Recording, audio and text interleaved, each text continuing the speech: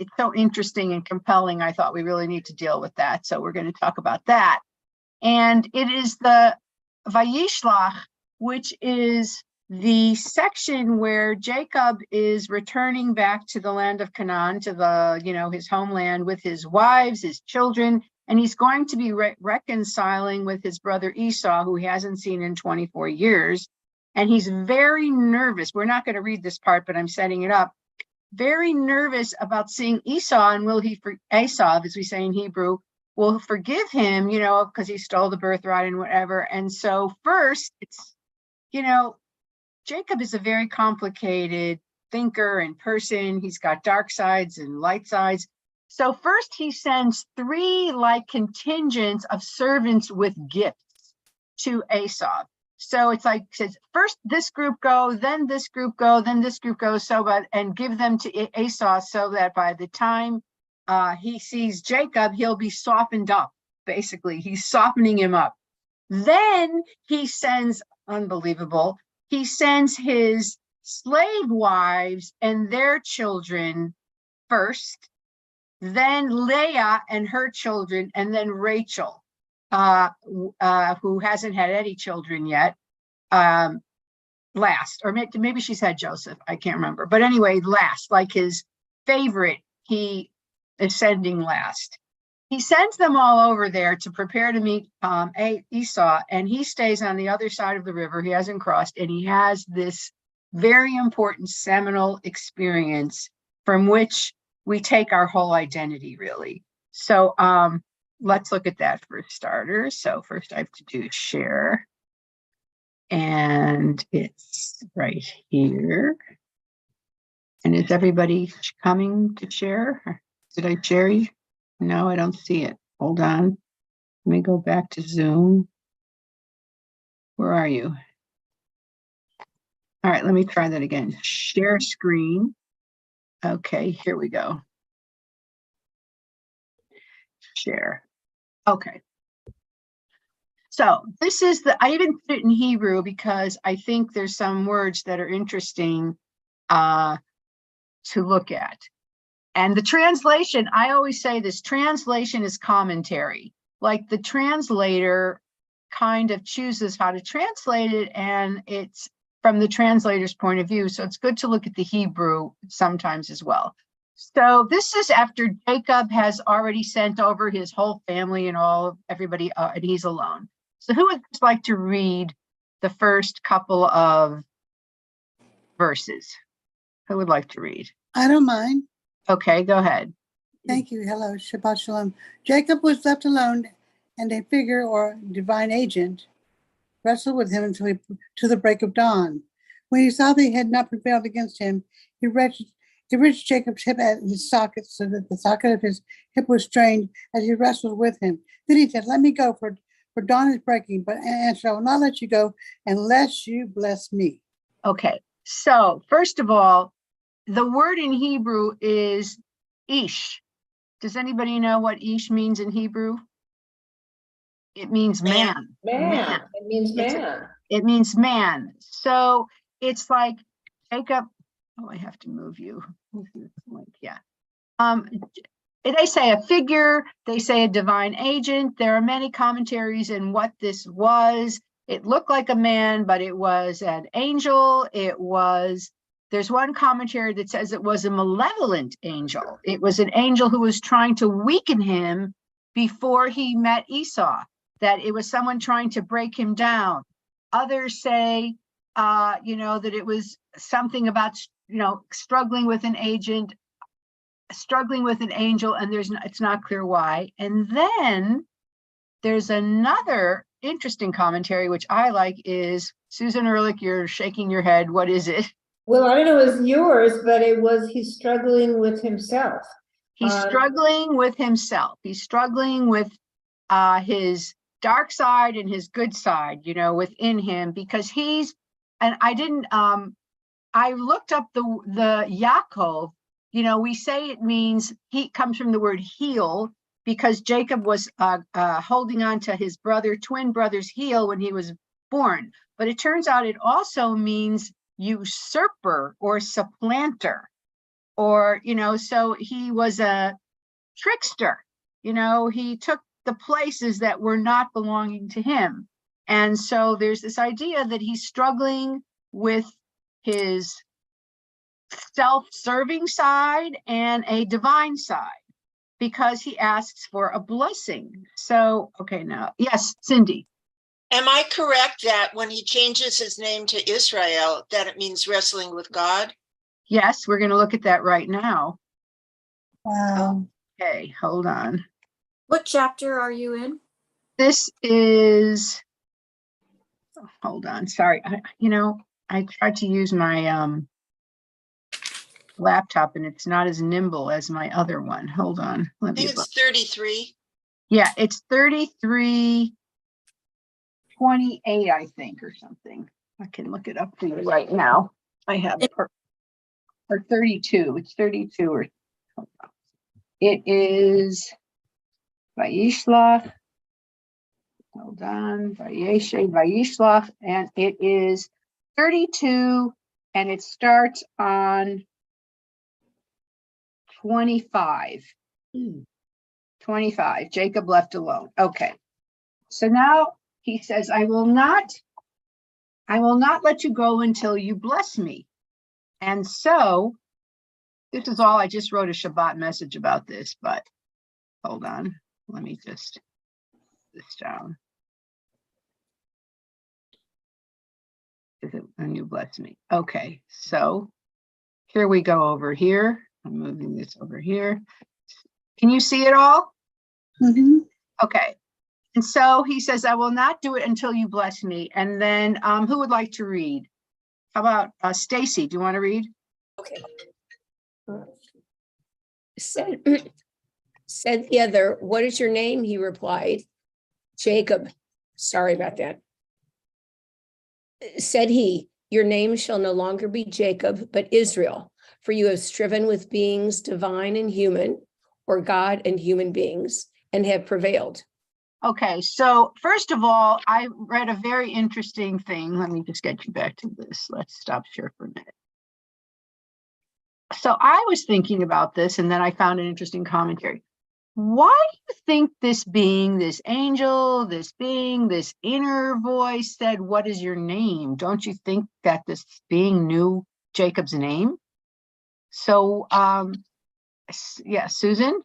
Well, I think it's similar to, I mean, and it's great that you pointed this out, because I just got me to think, but who are you? And that is asked a number of times. God asks various characters in Genesis, who are you, or where are you? And what is your name? And a name identifies also what kind of person you are.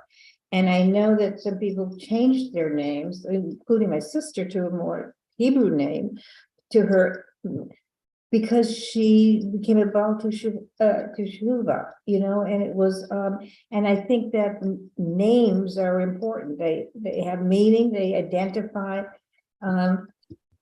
it states some characteristics, and now he's changed after the struggle with himself or with God. He's a different person. Okay, so, but with a different name and the different name. But the asker, okay, so do you think it's rhetorical? I mean, does anybody else have a thought about why this being says, what is your name? Well, he does change his name. He changes it, but he could have just said from now on. I mean, when Abraham was changed to Avraham, it didn't say, what's your name, Avram, now you're Avraham.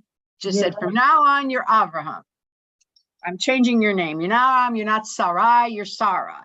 But here they say, what is your name? So what's the question? David, 1 second, David.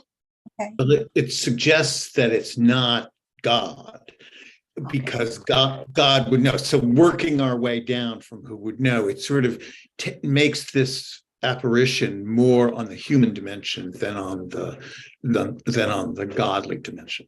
So you think the person doesn't know, the being doesn't know his name, and as asking really. to give him the blessing. I think, but I mean, again, I think the reason that we read this all the time, and this, I'm glad you're doing this because this is one of the stupendously best passages in the whole It is. Torah, and the Torah is riddled with great passages, is because it doesn't settle. You can't settle. You can just push the pieces around and hope you get a configuration that sort of makes sense today.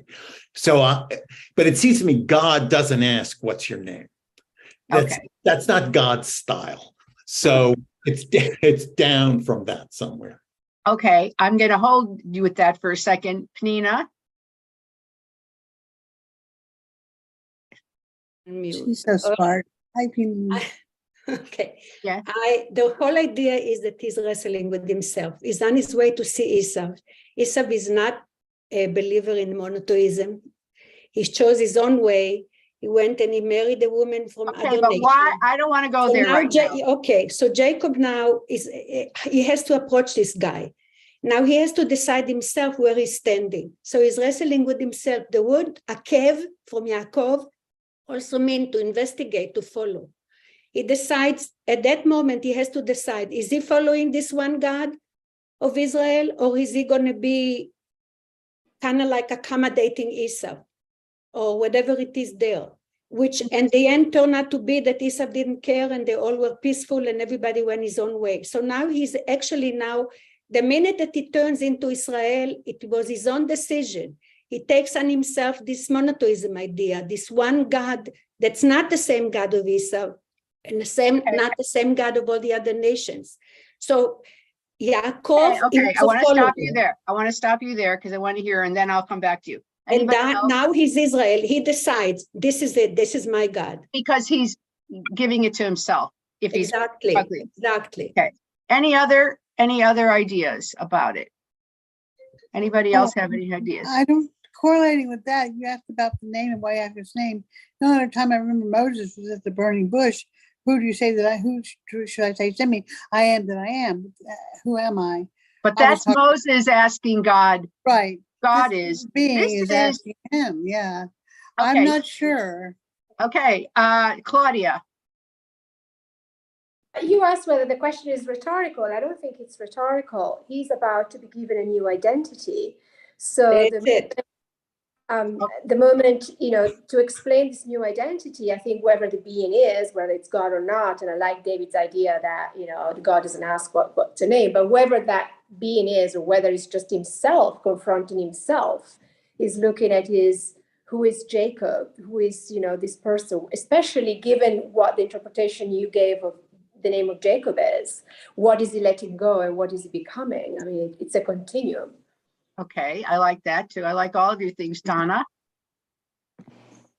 When we wrestle, Don. Wait, Donna, go ahead. Okay. I'm wondering if it echoes the scene at Isaac's deathbed when he says, "Who is this?" What, I don't know. I can't remember. He says, "What is your name?" But it's an interesting flashback, shall we say, to this very defining moment in his life. And basically, what kind of person are you going to be? Who are you? What are you going to call yourself now? Exactly. I mean, that is a commentary. All of yours are great. One of the commentaries I read is it's like the last time that he was asked who he is, he lied. He said, "I'm Esau." He was a liar. And so the question now is, who are you? I'm Jacob, with all the good and bad that Jacob did.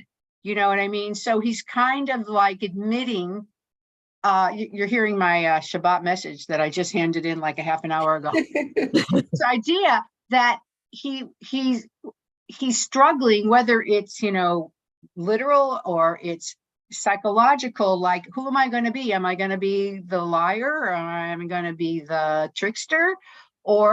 And the angel or the being says, well, now that you've admitted this, that you've looked at yourself honestly, we can give you a new name, Israel. But Israel, it says, wrestle with God. So, okay, what does that mean to you, wrestle? You wrestled with divine and human, or you wrestled with, literally it means Yisra, wrestle El, God. But What is- Isra means overcome. It means to be in charge. Okay, be in charge. When you are a overcome. sar, you are already a minister. You are already in charge. So he's Sometimes it's becoming also in charge of his own faith now. He is okay. Well, that's totally one thing. strong. That's one interpretation, but many others have been that it's like the word struggle as Oh, well. okay. Yeah. Struggle with God. So Oh, yes. and we as Jews, we now named our country Israel. We're the people of Israel. We're the children of Israel. We're referred to as Israelites. So what does that mean to you, Ben? I saw your hand up. Thank you, Rabbi. I'm just wondering, and this may be out of left field, but could have this been a self-dialogue? Wrestle, I had trouble with that word wrestling, and Greco-Roman wrestling seemed a little odd to have in the Bible, but was he wrestling with his thoughts? And then sometimes, for me, if I'm dreaming, am I myself in my dream? Am I other people? Am I talking to myself? So, what is your name? You sort of refocus on who you are and this wrestling with all these conflicts in his mind or thoughts in his mind. And think of struggle as another translation, which might be easier than wrestling. The self-talk of, you're bouncing ideas off in your mind. Right. Okay. Yes. What else? Any other ideas of what does it mean? Yisrael, struggle with God. Okay. So one idea, wait, before I talk, anybody have any ideas? There's another thing that's happening there. Yeah. They mentioned the word hip, Yes. And why would they mention this? Wherever it is a deal that was cut with somebody or a promise, excuse my language, but the genitals and the hip is being mentioned.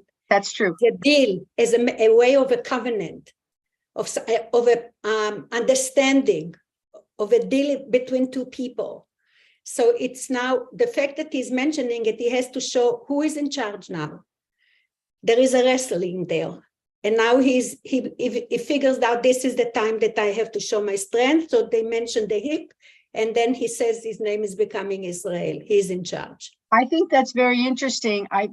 However, and the hip damage, this wrenching of the hip, and a midrash says that Jacob limped for the rest of his life because of this damage, is in the course of subduing Jacob, subduing your Jacob side, maybe, or subduing and becoming Israel. Is it that? Or I also thought it was that to struggle with your godly side is painful and it can hurt and it's not easy. And maybe it's also a reminder because throughout the rest of the Torah, it's not like he's only called Yisrael. He's called Yisrael, he's called Yaakov, he's called Yisrael, he's called Yaakov. So he's not always living up to his Yisrael, label. And maybe the painful hip is a reminder, of falling down kind of idea. So I thought it was all very interesting. Here's the question though. When we talk about it, and Cindy brought it up, we say struggling with God. Usually it means we are struggling with God, not the God within us or the godliness part of ourselves, but that we struggle to understand God. So which one feels more comfortable to you? The idea of struggling with a world that God created and that God in some way controls, or struggling with your inner potential to be holy? I'll add one thing. This is also in my message. You don't have to read it anymore.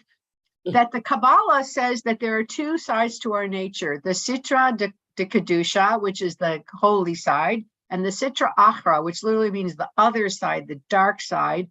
And in the Kabbalah, they say every aspect of your being, your character, is always trying to be won over by one side or the other for your soul.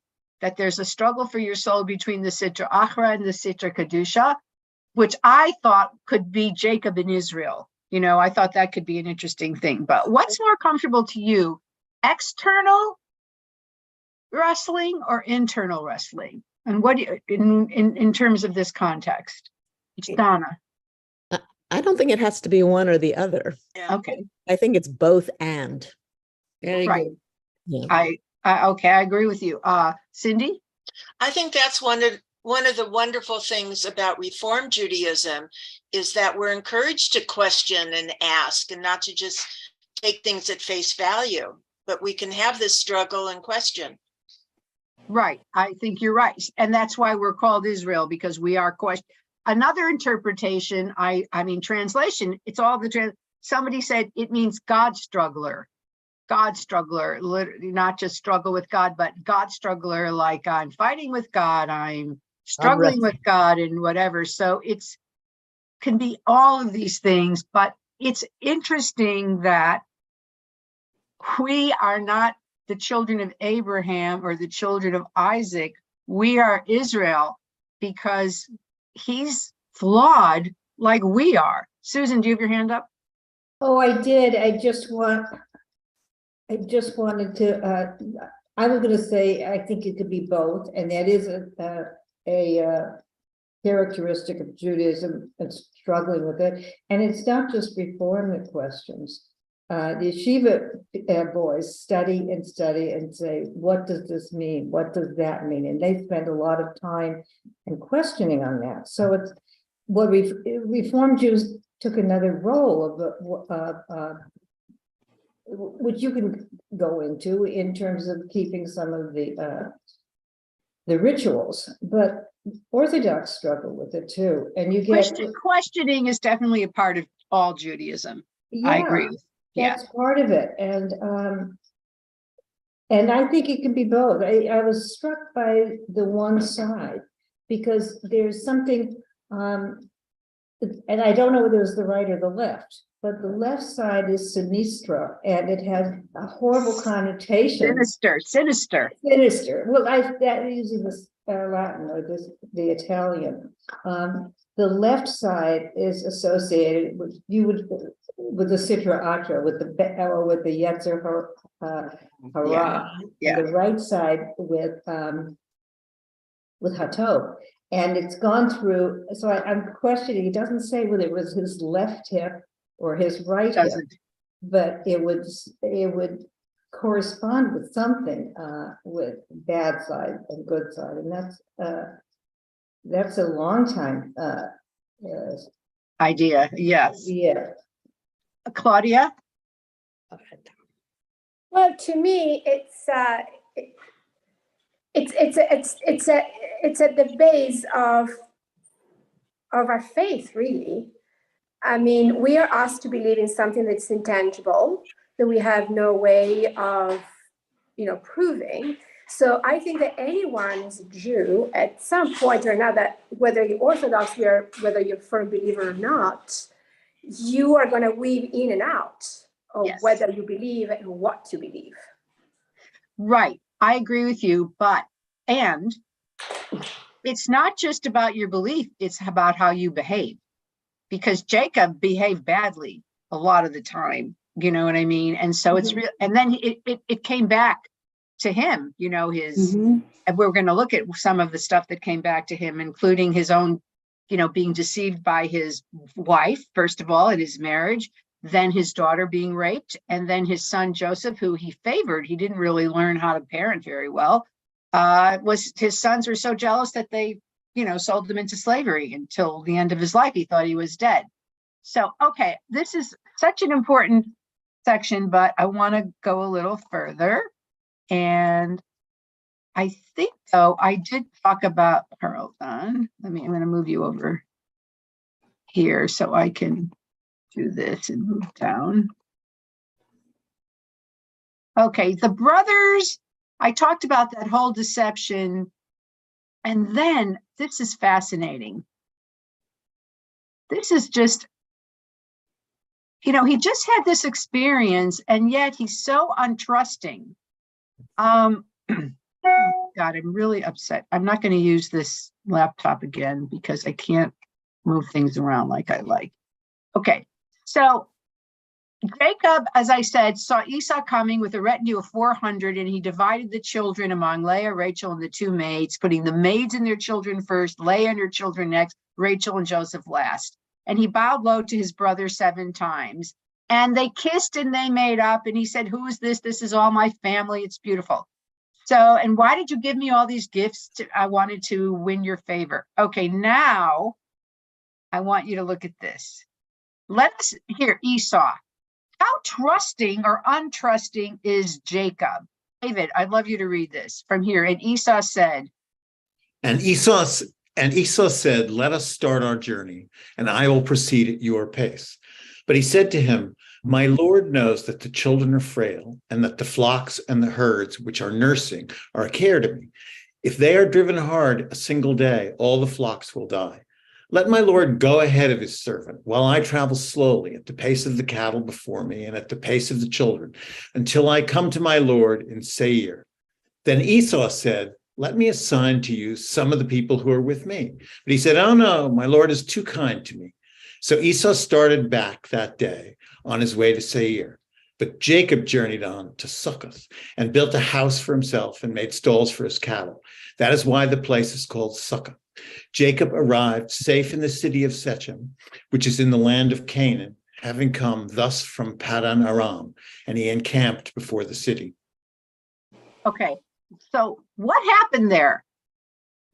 He has this incredible reunion with his brother, and then his brother says, I'll walk with you.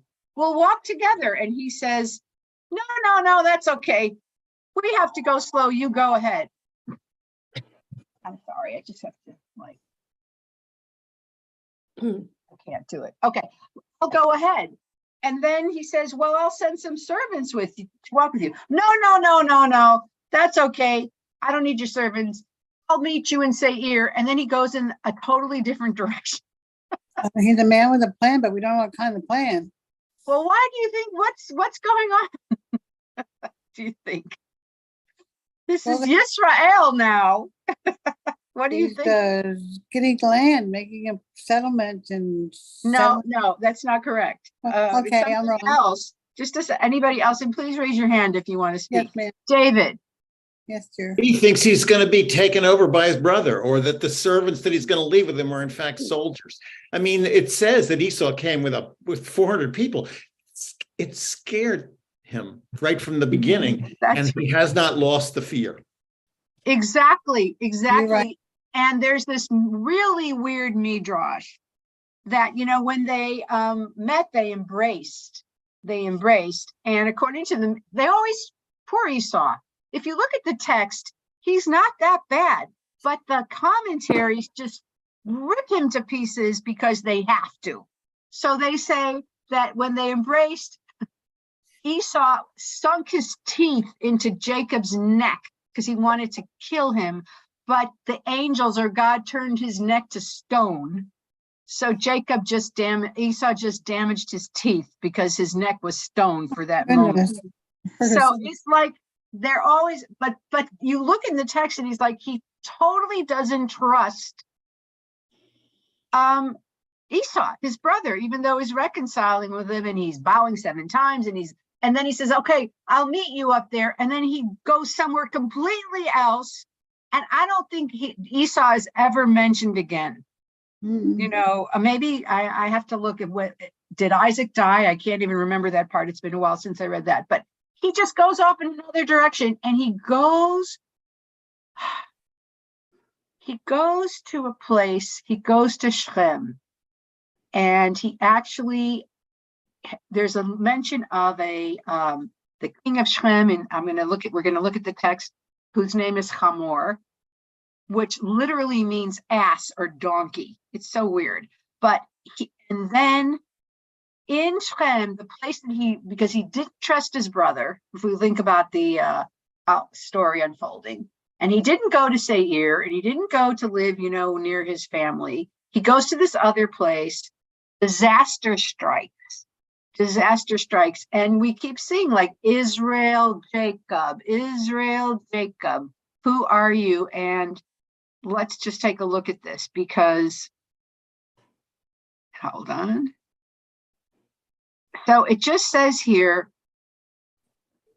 he bought a parcel of land where he pitched a tent. He purchased it from the king of Hamor, Shechem's father, for 100 kesitas, whatever. And he built an altar called El Ohei Yisrael, God of Israel. So, he builds this thing, and now this terrible, terrible thing happens to his daughter from Hamor's son, because he moved into his neighborhood. So, Cindy, would you like to read? Now, Dina, you're muted. Now, Dina, One the second. daughter, Just want to say one thing. This is in the same parsha, which I think is interesting. He's just got this blessing. You're going to be Israel, struggle with God, blah, blah, blah. And then he just really hasn't. It's not easy to do the right thing or to make the right choices, even when we're blessed. It's a continual struggle to do so. Okay, go ahead. Now Dinah, the daughter whom Leah had borne to Jacob, went out to visit the daughters of the land. Shechem, son of Hamor the Hivite, chief of the country, saw her and took her and lay with her and disgraced her. Okay, so here's some commentary. They translate disgraced her, but it's violated her by force, and she's raped. Though, even to think that she consented, if any of you read The Red Tent, in The Red Tent, it's a love story. But here, Dinah goes out to visit the daughters of the land. So she's the only girl. She goes out. Wait, I want to stop share. Stop share. She goes out to the daughters of the land, and there's been a ton of condemnation by some classical commentaries that Dinah brought it on herself. Because, yeah, exactly, David, I see your face. It's like Times don't change, do they? No, she went out alone. She went out gadding about with the other girls. May I add here, it's interesting.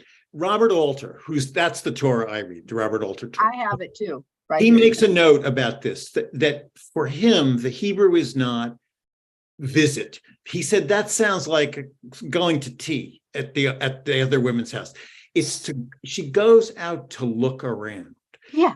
You have a sense of her in another translation of being a young woman out in the wilderness by herself, upon whom this son of the king comes and takes advantage of her. It's a much different story that way. Just changing the word visit to see, to look around. Exactly. I mean, here's the only daughter. She's surrounded by brothers. Oh my God, girls my own age. Shechem was a town. It was a town or a village or whatever you say, with probably a marketplace. There was a king, so there had to be some kind of royal residence. There were people. So she went, shopping, sort of. She went to meet people and with the girls or whatever to see. And this boy, and I've talked about this, like the meeting place for everything is the well. So who knows if they went to the well where all the guys hang out and the shepherds and whatever. We have no idea. All we know is that you're right. She went out to look around, and she went out to meet girls her own age. And some say she was 14, 14 years old, young girl. And she was raped by Shechem, this prince. So, okay, Penina, because I want to keep going. Yeah. Okay. I'm going to go back to the fact that the women used to have their own idols. And they don't call her Dinah Bat Yaakov, they call her Dinah Bat Leah, okay? Right. And here and she went out to seek these people or to look around. That means that she identified with them. She was curious to be with them. The idea that the women, again, I'm saying, brought their own idols. There was still this seesawing of the establishment of Are you blaming her for? Are you blaming her for getting raped? I'm not blaming her. There isn't it's not what happened to her. It's where she went and what she was doing. I'm not blaming. I'm not saying that she's supposed to be raped. Nobody's supposed to be raped. Even if they are doing it for money, they're not supposed to be raped. The thing is that they're telling you a story here, right? Okay, I don't know if there is a lesson here or not. It shows you just a situation. The situation is that there was no certainty yet in the house of Jacob of Okay. who is really God and what are you supposed to do? The whole idea of the 10 Commandments, how are you supposed to handle it and when? So Okay. the whole thing is a development. Things evolved. It I doesn't. understand, but So the we're fact talking that she was about, late is terrible. And I don't know, wherever it is that they handled it, it was horrible. okay, let's look at how they handled it. So, Okay. who hasn't read? Rebecca, you want to read? Being strongly drawn, right here. Being strongly drawn to it's Dinah, You know, daughter of, and in love with the maiden, he spoke to the maiden tenderly. So Shechem said to his father Hamor, "Get me this girl as a wife."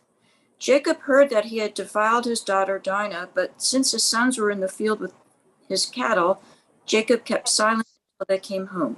okay, so it says, well, in English, in Hebrew, it says that that his soul cleaved to Dinah, that he was in love with Dinah, that it's not just that he was drawn to her. It's so interesting. This is like Sepharia too.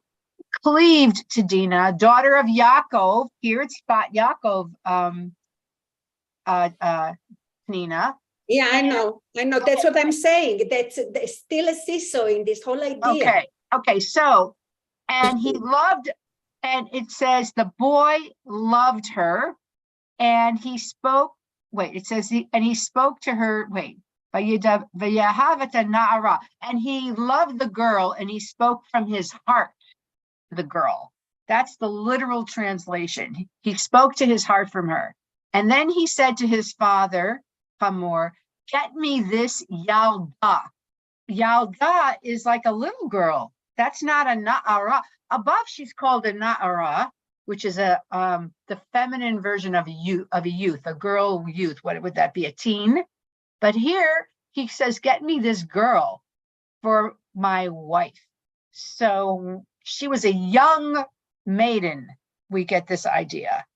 And then Jacob heard that her daughter had been, again, the translation is that she had become unclean, timeh, that they defiled her. I guess defiled is right.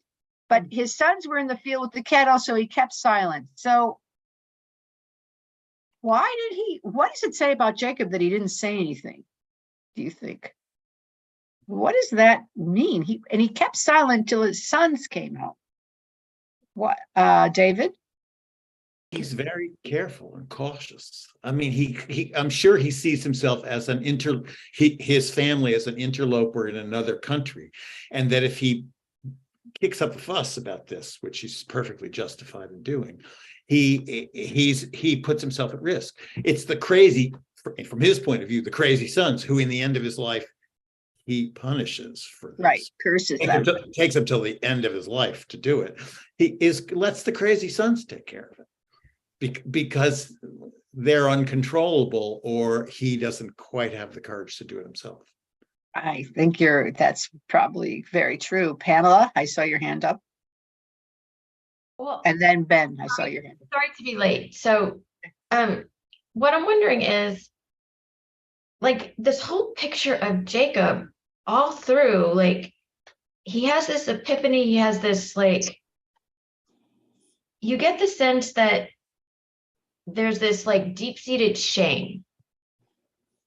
And so because of his whole history, right? Because everything is our own lens that we look through in life, right? So if he has this deep-seated shame, then maybe he's looking at this saying, this is like my curse. It's my curse. It's an extension of me. I don't have any power. I deserve this. So in some ways, I feel like he says it feels like he was defiled and is powerless to do anything about it. I mean, the other thing is he's one person, and clearly he feels like everybody else is, more powerful. So, I mean, that's just a thought. But to me, the word that sticks out is based on his own history and what he's done in his life. And the word shame comes to mind. I think that's really insightful and interesting. Ben, did you want to say something? Yeah. I think David covered it. I just thought it was weakness that he wouldn't go and stand up for his daughter until his sons came, needed more people to be tougher because he's weak. He's weak or yeah, I agree. I thought he is weak. I like this idea of shame, and also maybe like, well, I can't do anything right now until my 12 sons, and their servants and, the guys get back. So I'll say nothing for now and bide my time. I mean, is he doing that? Or we don't know. All we know is he doesn't say anything. And he doesn't even say, where's my daughter? How is she?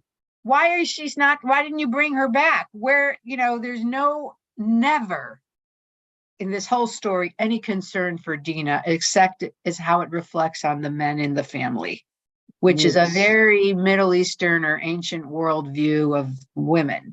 Their shame shames you, and that's why we know there were honor killings and all that kind of stuff, because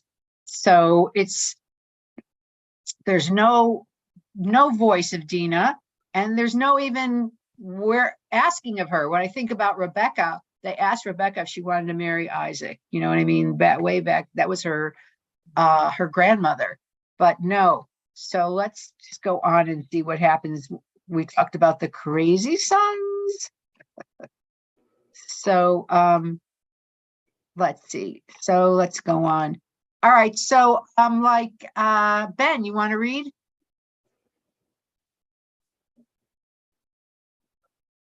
Yes? No? Can't see you. So I'm just asking. Sure. Right okay. here. Okay. And Shecham's father Hamor came out to Jacob to speak to him. Meanwhile, Jacob's sons, having heard the news, came in from the field. The men were distressed and very angry because he had committed an outrage in Israel by lying with Jacob's daughter, a thing not to be done.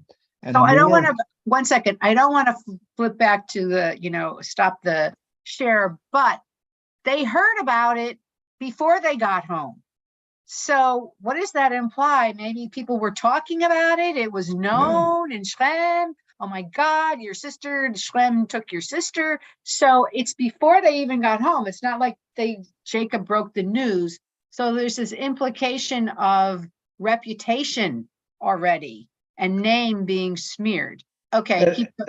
I'm just going to add, if I may, sometimes when you hear the stories second, third hand, they're exaggerated and they become even, more terrible. So it's amplified. Yes. Though I don't know how much worse it could be when your sister goes out for a walk and she gets raped and they keep her. They keep her so far. Keep going. Okay. And Haman spoke to them saying, my son Shechem longs for your daughter. Please give her to him in marriage. Okay, hold on. It says, my son, his soul longs for your daughter. And now he's speaking to the brothers too. He says, Beni hashka nafsho, his nefesh, his soul is longing for your daughter. So he's really loves her, or whatever that means, covets her, desires her, is attracted to her. What does it mean? We don't know. Go ahead. Intermarry with us. Give your daughters to us and take our daughters for yourselves. You will dwell among us, and the land will be open before you settle. Before you settle, move about and acquire holdings in it. Then Shechem said to her father and brothers, do me this favor, and I will pray whatever you tell me. I will pay whatever you tell me. So it's so interestingly, it's not just a marriage proposal. What is it? It's an economic transaction. Let's make a business deal. We'll start with your daughter. You'll marry us. We'll marry you. We'll live together. Though later, hopefully we'll get there.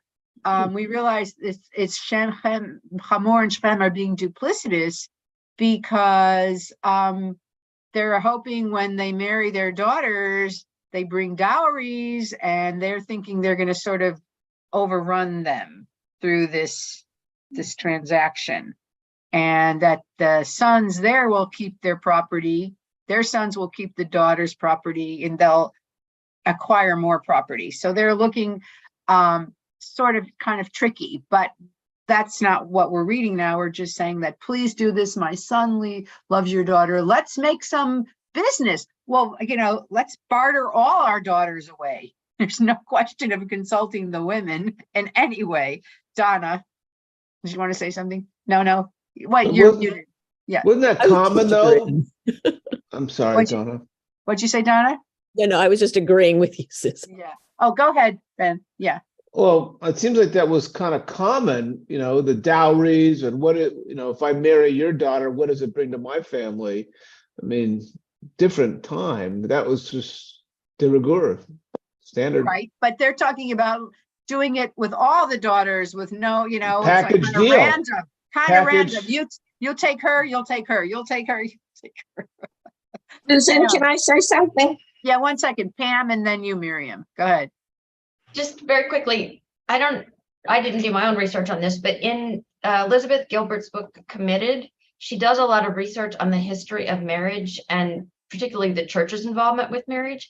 And one of the things she says was the reason why the Catholic Church back in the day got involved in it is because there wasn't a business to merge. Like there wasn't this separate concept of a business entity. And so the way businesses merged and countries had treaties was through intermarriage. Right. Now, I don't, whether that's sometimes voluntary on the part of the woman, I don't know, but I wouldn't be surprised. Never. Rarely, They never had any say. Okay, Miriam, yes. Yes. Susan, I need to thank you because as usual, you brought my attention to something that would have just glossed over. As many times as I've read the story of Dina, you said, because it's written right here in the Tanakh,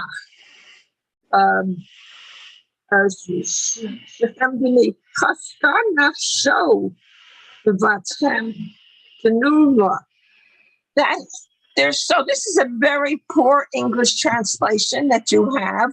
I almost resent it. Right. Why? Because it left out a huge word that you brought to our attention. My son's soul longs for your daughter. Not my son longs for your daughter in kind of a physical, carnal way, but it's my son's entire being that wants to marry this woman. And that was not conveyed in your English translation. I know, yeah. Of course, I'm blaming you for that.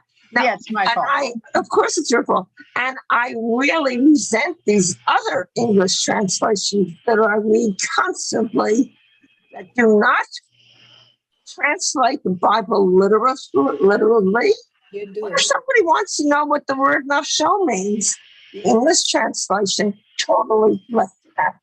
Right. Okay. I just want to go we only have 10 minutes, so let's just do a little more text and then we can talk more, because let's try to see the story because it's such a powerful story.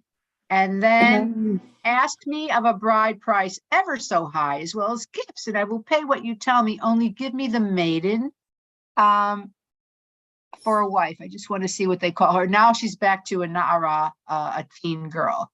Okay, so who has not read?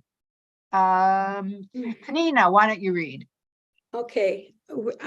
And Right. said to them, is that it? Jacob's sons answered. Where are we? I don't see that. Here, do you see? I'm highlighting it. Oh, yeah. Okay. So this is what you want me to read, the Jacob's Yes, son? yes, Okay. yes. Jacob's son answered Shechem. Oops, you just jumped. Oh, I'm sorry. I just wasn't go ahead. Oh. Now you okay. Here You it have is, to go right back. here. Jacob's sons answered Shechem and his father Hamor, speaking with guile because he had defiled their sister Dinah. All right, keep going. Okay. And said to them, we cannot do this thing. We give our sister to a man who is uncircumcised, for that is a disgrace among us. Then we will give our daughters to you. Only on this condition. Only on this condition will we agree with you that you will become like us in that every male among you is circumcised. Then we will give our daughters to you and take your daughters to ourselves, and we will dwell among you and become as one kindred. But if you will not listen to us and become circumcised, we will take our daughter and go. Okay, so let's just stop for a minute. This is why I raised my hand before. There was a reason, the subject of who are they going to be? Are they going to stay the one who believes in one God, or they're going to lose it? That's what. Yeah, but we know, but Pnina, we know that it's a trick. It's not that they want these people to become Jews or worshipers. The question is that Jacob is bringing up that question. Who are they going to be? Or his children are bringing up this question. Who are they going to be? Let's just wait and see. Okay, who hasn't read yet? Can't see you all. So somebody, Claudia, I know you're here. Why don't you read that? Their words, please. Sure. Their words pleased Hamor and Hamor's son Shechem. And the youth lost no time in doing the thing, for he wanted Jacob's daughter. Now he was the most respected in his father's house. So Hamor and his son Shechem went to the public place of their town and spoke to their town council, saying, "These people are our friends. Let them settle in the land and move about in it, for the land is large enough for them. We will take the daughters to ourselves as wives and give our daughters to them. But only on this condition will their representatives agree with us to dwell among us and be as one kindred, that all our males become circumcised as they are circumcised. The cattle in substance and all their beasts will be ours, if we only agree to their terms, so that they will settle among us." We will get a lot of property if we do this thing. We're going to get property. So all the fellow townsmen heeded Hamor and his son Shechem, and all males were circumcised. Okay. Is the subtext that, by getting circumcised, that they are going to believe what Jacob believes in? Yes. Okay, so how much was there to believe at that time? Not a lot. You were circumcised and you worshiped you sacrificed to right? God. Yeah. So, isn't it kind of wild that they agreed? That they agreed to that? I mean, are we starting to feel this is kind of blasphemous? Any empathy, sympathy, or positive feelings toward Shechem, the lover, the suitor? Are you feeling anything toward him? Sympathy or anything at all? Anybody? No. You're not. Okay. Anyone else? Yes. Cindy? All the other men were innocent. There was only one guilty guy, and all the other men got punished for it. They get killed. What's what we're going to see. Well, that's what I meant by punished. Exactly. But do we? I think that, Susan, excuse me, I think that we see clearly that the man loved Dinah beyond anything. He was willing to go through this terribly painful experience. But why the others had to is now an interesting question. Why did they have to? If he loved her, why did he wait till they got married? David, yeah. Well, it gets back to the sort of geopolitical problem, which is if the brothers just kill the prince who raped their sister, the whole town is going to come down on top. So they realize it's a losing problem. Either you kill them all or you run, but there's no middle ground. So again, it seems to me the sons have some of their father's strategic wisdom or guile, tricky, and guile, right? All this stuff brought to bear. I mean, what I love is that they just say out of nowhere, they say, "Well, if you get circumcised, we'll let this happen." You wonder, did the brothers get together and say, "Let's tell them this, and then we'll do that"? I mean, it has the openness of the text is so alluring because you don't. And it says, though, they said it with guile. It says it with guile. So we're already alerted that there's some trick, some cunning, as Miriam said, something up where they're furious. And then they go, well, if you do this, the Did fact they that, expect them to say no? So you Did they just expect them to say mentioned, no? could they Because say no? well, did they expect them to say no? Meaning like, okay, if you do this, then it's all good. Because, when you're in a negotiation, which this is a business negotiation, right? And if you're in a negotiation and you want to make the other side blow a deal, you set up a barrier that seems like you're making a good, legitimate offer. But then they don't agree, so then they're the bad guys. Right. Especially That's interesting. So I don't know, but and Something- also I always have this question, and maybe but no one ever said everything is called rape, right? But how do we know that she wasn't as equally, like, she's completely silent as far as I can tell. How do we know that she wasn't also attracted to him? And it was just this blast, she was dishonoring the family, and instead of calling it that, they just say, oh, well, it's like this, and so then we'll make it work. I don't know. It's just a thought May I've I always ask a had. question? Wait, 1 second. 1 second. Susan Ehrlich, I want to hear what you have to say first. Yeah, I agree with, it's been a long discussion of what was Dina's role in it, but one thing that seems less was prominent to me, and I just realized, why did they say Hamor was respected in his household, and then the whole community agrees to the circumcision? This was something I'd never considered before, but how many is it even today when you have a respected leader that his followers, and I'm saying his, it might be hers, will go to some unhealthy ends to follow their dictates or their request. Well, also he was king. And Yeah. so, I mean, was it a request or it was like a voluntold kind of thing? Yeah. Where, we're doing this because we're going to get all this stuff. And it says that they agreed, but it could have been like, okay, Well, it was greed also. So, I mean, I think this is so subtle. I haven't seen it for, Oh, wow. for years, but it was greed. And then also, what they would do for the greed. It was greed, but it was also agreed. It was greed and it was agreed. And also this idea of Dina being this young girl. And I don't think that we can Yes, we can. leap to the idea that she was complicit simply because it seems like this is the first time she'd ever been out of the house, ever been away from her family in her life.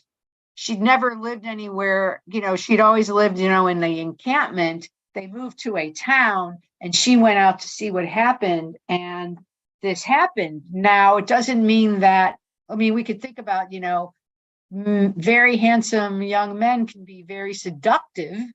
Doesn't mean that he literally grabbed her and threw her down and raped her, but, talked her into it, seduced her. You don't even know what's going on.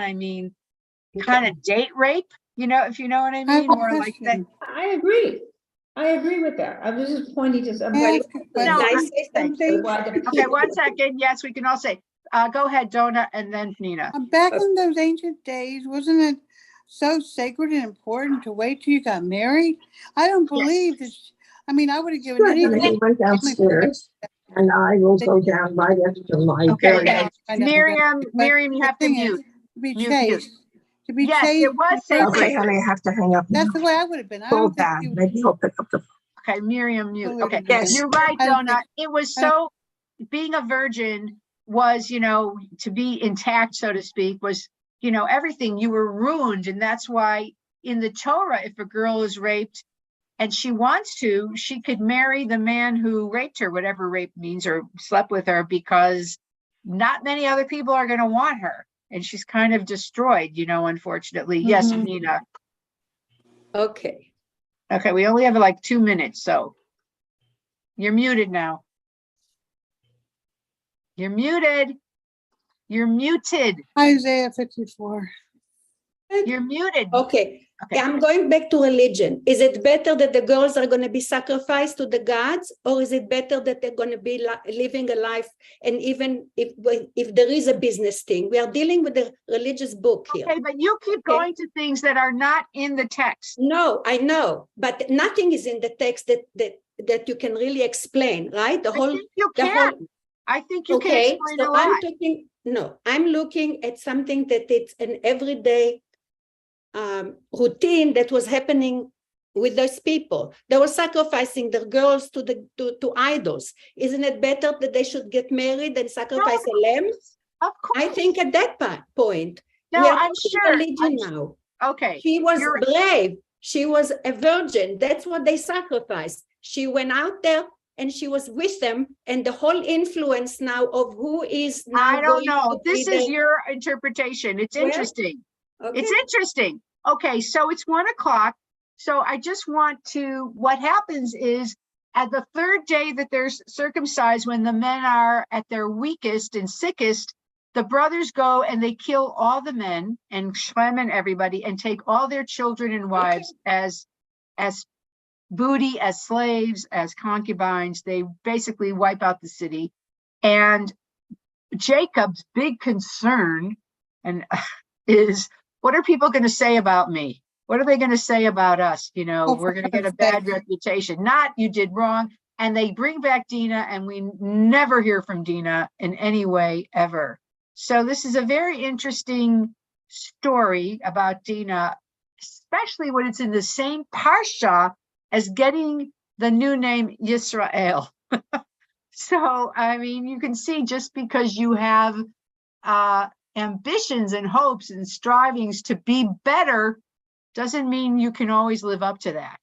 So and it's it didn't always happen. That's No, what life is. That's what it so is. anyway, I want to wish you all Shabbat Shalom. It was lovely. Thank you. It was so good. Really interesting to talk with you. Thank you, Rabbi. Happy, I don't have to talk to you. Happy Hanukkah, everyone. Thank you, Thank Susan. you. Bye-bye. Bye. Susan, Bye, everybody. Bye. Susan, and this comes especially after Rivka, who doesn't close her mouth.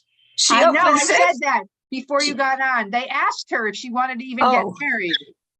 They asked Rivka, but yeah, you're right. Yeah. You're Marriage totally is right. important. Being betrothed. Wow. Bye. And she never does say a word. I gotta go. Susan, can you stay for a minute? Okay. Susan, I'd like to ask Shabbat Shalom, everybody. Susan Ehrlich. It's Miriam. Sure, Miriam. Hi, Yes, good to see this is you. what I think you said something terribly profound.